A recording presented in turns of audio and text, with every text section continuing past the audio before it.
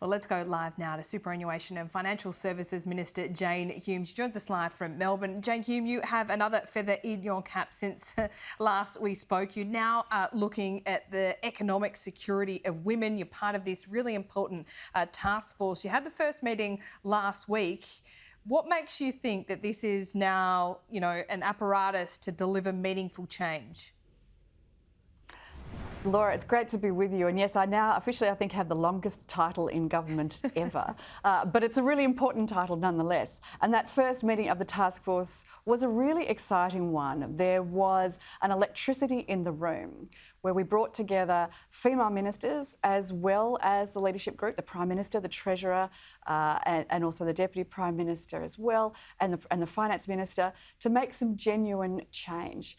We know that women have found their voices in recent weeks, and this task force is there to listen and there to make change based on what they've heard. So it's an exciting imprimatur that we've been given. Yeah, absolutely. Look, Christine Holgate in the last 24 hours has certainly found her voice too. She's demanded an apology from the Prime Minister. Should she get it? Well, I think it's important to remember that this was never supposed to be personal. This has never been about Christine Holgate.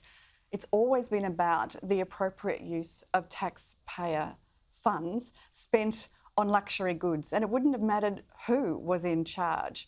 The review, the Maddock review, found that there was no corruption, there was no fraud, there wasn't even an intention to misuse taxpayer funds. Yeah. But at the same time, it also found that spending money on Cartier watches as a gift wasn't in an appropriate use of taxpayer funds in line with the appropriate act. Weren't these executives in line for much bigger bonuses? I mean, if this had been a cash bonus, we wouldn't have this furor, would we? I mean, a $5,000 bonus is not a huge bonus in corporate terms, is it?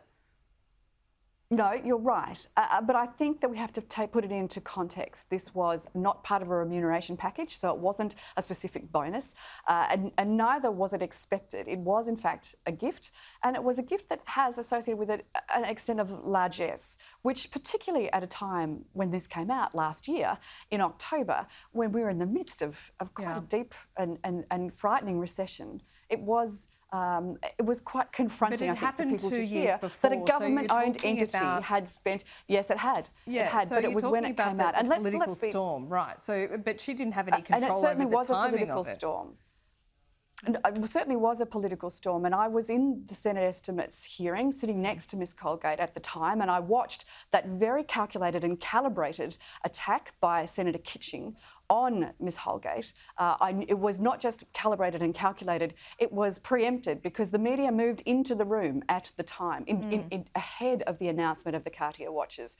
So it was very well stage managed. The irony, of course, and the hypocrisy of seeing Senator Kitching yesterday appearing at the Senate hearing, dressed in suffragette white, was just unbelievable. But that said, I think that there was a storm that was universal around the largesse of a Cartier watch, or 4 Cartier watches, given as a gift. Now, it was appropriate entirely that Christine Holgate stand aside while that investigation took place, but the understanding was always going to be that she would come back. It wasn't a sackable offence. It wasn't worth resigning over. In fact, I think that both the board and management were very disappointed that she chose to resign. Well, yet here she is. She is without a job. She says she wants to return. She says, indeed, she didn't resign. So what's gone on there? Well, she released a press release suggesting that she had resigned just that morning. Right. And that was something that the board had accepted. We can only take them at their word. OK, well, Ms Holgate says that she was essentially gagged from talking about the privatisation plans for Australia Post. She actually yesterday accused you of running interference at Senate estimates. Did you? Well, at Senate estimates, the question was put to Australia Post about the contents of a report from the Boston Consulting Group that was commissioned by the shareholder ministers, by the Minister for Finance and the Minister for Communications. It was a report that was for Cabinet, and that means it's Cabinet in confidence. It wasn't up to the Australia Post representatives to answer those questions. It wasn't their report. It was a government report. OK. On a more macro level, is this at all relevant to the work you're doing at the moment about culture change in the working environment, attitudinal change when it comes to treatment of women in the workplace? I can understand why Christine Holgate feels that that what has occurred to her has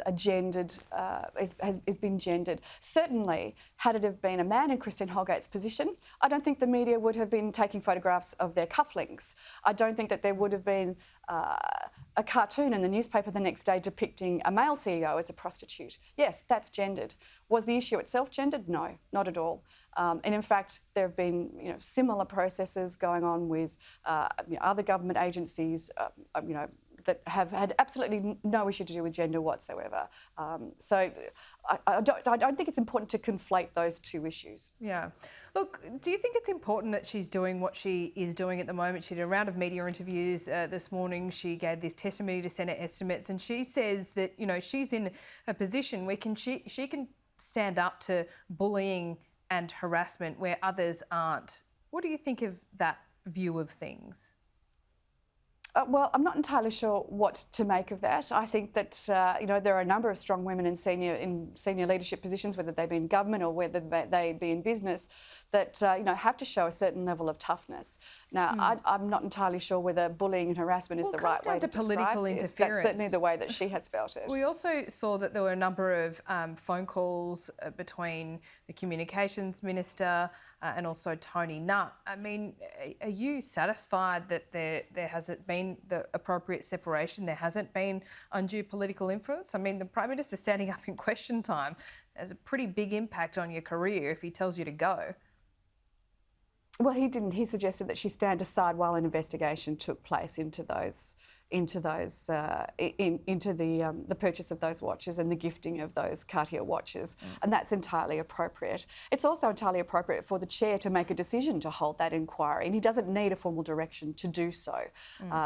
It would just be a matter of common sense. And indeed, that inquiry took place, and the inquiry found that there was no corruption, there was no fraud, there was no misuse of government funds, but it was an inappropriate choice to have made and not in line with the Act under which Australia Post operates. So the right processes took place. Was it highly emotional? Yes, of course it was. Was there a media maelstrom around it? Of course there was. Was the opposition out there saying she must go, she must resign? Absolutely. There was Senator Kitching writing an article saying that Christine Holgate had been living high on the hog. And then she had the audacity to turn up to a Senate inquiry yesterday and looking contrite and sympathetic to her plight because and all dressed in white and suffragette white. That's just extraordinary hypocrisy. Jane Hume, appreciate your time.